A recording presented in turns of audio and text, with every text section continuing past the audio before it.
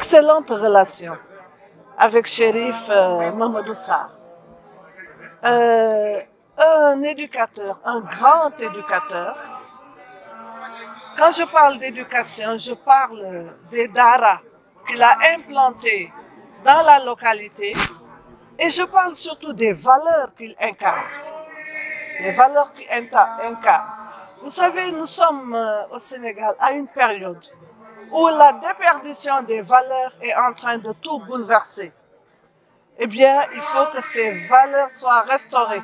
Et j'ai vu qu'il est en train d'éduquer les enfants dans le sens de la promotion des valeurs de solidarité, des valeurs d'amour vis-à-vis du prochain, des valeurs incarnées par la religion islamique, c'est ça, la religion musulmane.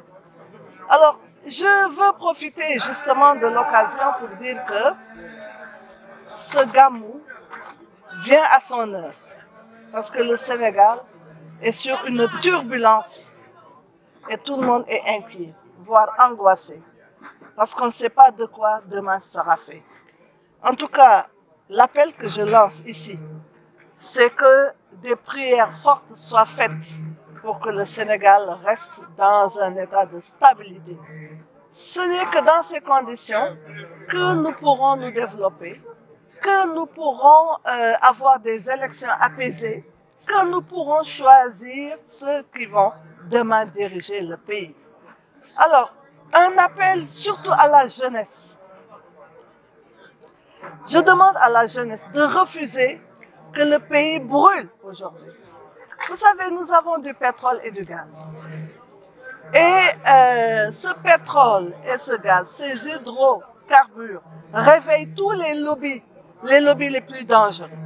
Donc, je lance un appel solennel à toute cette jeunesse, les garçons, les filles, pour que cette jeunesse refuse totalement que le pays s'embrase. Nous ne gagnerons rien dans l'instabilité.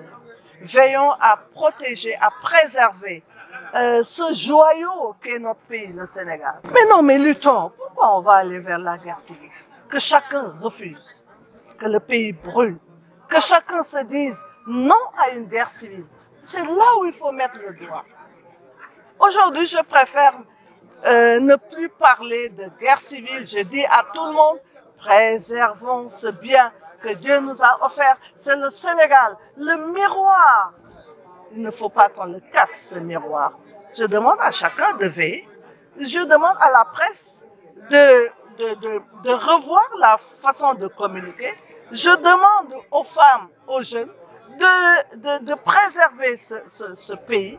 Je demande aux acteurs politiques d'être raisonnables, de quelque bord qu'ils soient, que chacun soit raisonnable et que chacun se dise, ce n'est pas pour moi, mais c'est pour le peuple. Que chacun se dise, je veille pour que le Sénégal, encore une fois, soit le Sénégal d'antan où il y avait cette idée de nation. Il ne faut pas qu'on perde l'idée de nation. Nous sommes une nation une et indivisible. Et ce n'est que dans ces conditions que nous pourrons évoluer normalement. Non, mais je l'ai dit 1000 fois.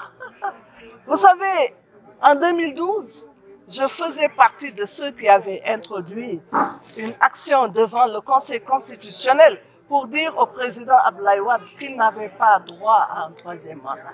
Je répète ma position, le président Macky Sall, c'est qu'il n'a pas droit au troisième mandat. Et nous lui demandons justement de gérer en bon père de famille ce Sénégal que nous lui avons confié.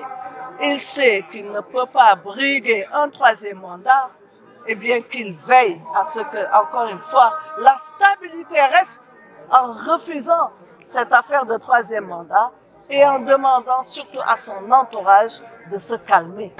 Il y a une personne qui était députée, je dis bien une personne, je ne parle pas d'homme ou de femme, qui a été limogée par son groupe politique. J'avoue qu'il m'est difficile de me prononcer sur ça. Très difficile.